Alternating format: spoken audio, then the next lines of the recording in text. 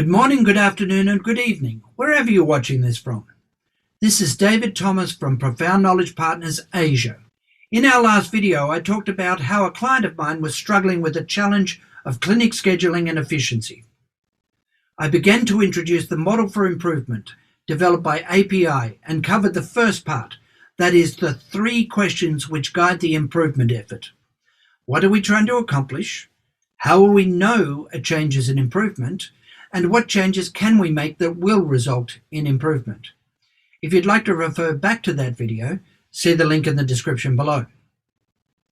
In this video, we'll cover the second part of the model for improvement, Pdsa or learning cycles. Now, change is good, but only when it actually results in improvement. Not all changes are improvement, and that's why people fear change. I've spoken to many colleagues and clients who have been victims of organizational change that's been thrust upon them without proof that the solution actually works. In fact, making things worse. Whenever a client comes to me with a potential solution to a problem or an idea to capture an opportunity in the marketplace, one of the questions I ask is, how can you test it? This forces the client to make their beliefs about how their business system works explicit, and to learn whether their assumptions are accurate.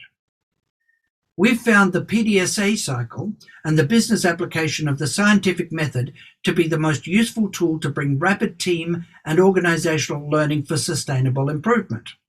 Once you've identified your idea, potential solution, or hypothesis, there are 4 simple steps in the process of a learning cycle. Plan. Using a degree of rigor that's usually associated with scientific trials, plan an experiment to test your idea, potential solution, or hypothesis, with a focus on learning about how the business system truly works.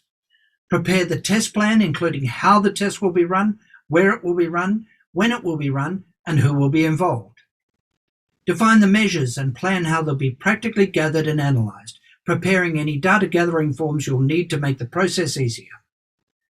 Commit to your beliefs by making specific predictions about exactly how the idea you are testing will impact the results. This is crucial for the learning in the study step. Then assign the resources to complete the test, accounting for the practical issues of everyday work. Then do. Conduct the experiment, track results, and observe what goes on during the test. In other words, do your plan. Follow the test as planned. Begin plotting results graphically in real time where possible to maximize learning. Diarize any surprises or unexpected results. Document any changes to the test plan that were required due to unexpected circumstances. These are important for your team learnings. Then begin initial analysis, sharing observations within the team. Next, study. When sufficient data has been collated to gather team learnings, review or study the results to draw conclusions about your experiment. Explore observations from the data and any surprises that arose. Compare the results with the initial predictions. Were they met or surpassed, or were the results less than you expected or worse? Agree as a team on your most important learnings from the experiment, particularly about the business system being tested. And then act. Based on what you've learned, it's now time to take action. If the experiment was not successful, should you abandon it or explore other opportunities? If the test proves positive, is your team and organization confident enough to go ahead to implement the solution based on the evidence? Were the results inconclusive or the test too small to generalize from? Do you need to test again, perhaps with different conditions, or start a new cycle? Have the accumulated tests proved sufficiently successful that you've achieved the goals of the project? And is it time to apply the learnings, making sure that the improvements are embedded in the organization and close up the project? Now, one of the mistakes that teams often make is to conduct their learning cycles consecutively, one at a time. We encourage our clients to accelerate their learning by running multiple concurrent Pdsa cycles based on more rigorous planning. We've seen some amazing results come from fast Pdsa cycles working in tandem. At regular intervals, the team should report learnings to the organization and plan for the further cycles. What more needs to be learned and changed? If the project is complete, the team will reflect on learnings, from the project and close out with the sponsor. Now, although the steps in the Pdsa cycle are simple, its simplicity belies its sophistication, as Reed and Card point out in their BMJ Quality and Safety article, The Problem with Plan, Do, Study, Act cycles. They observe, when simplistically applied, taking shortcuts, the results are often disappointing. But when applied rigorously, as part of the model for improvement, for example, they bring exceptional speed and results to improvement initiatives. I encourage you to read this article, and we'll leave a link to it in the description below.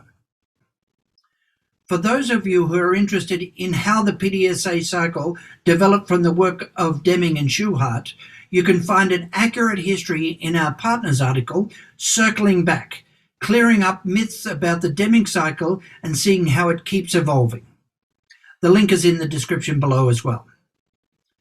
As the article alludes, the model for improvement continues to evolve, and in our next video, we'll explore the current iteration that we've been using to bring rapid, sustainable improvement when applied strategically. We call this iteration, which was developed by my partners Jane and Cliff Norman, the accelerated model for improvement. As I mentioned in my last video, the model for improvement is widely used in healthcare around the globe and has been adopted and promulgated by the Institute for Healthcare Improvement. Beyond that, it has a long history of use in manufacturing, distribution and retail, supply chain, engineering, building and construction, oil and chemical industries, food processing, and numerous other industries. What makes the model for improvement unique is that it can be applied to anything in any kind of industry. Improvement of existing products, services, and customer or patient experiences, improvement of existing processes, product, service, and experience innovation, process innovation, business model innovation, improvement of complete business systems or subsystems, and spread of known changes through what are called collaboratives. If you have any questions about how the model for improvement can help your organization build a system of rapid innovation and improvement, let's talk. As improvement scientists, business coaches, and consultants, we can explore your challenges with you and help build solutions that will navigate your organization's critical transitions. Email or message us today. You'll find the links in the description below. And over time, we will continue to expand on growth transition methods and case studies in this channel. Check out our other videos. If you're interested to learn more, hit the subscribe button and leave a thumbs up below. Thank you for watching, and see you in the next one.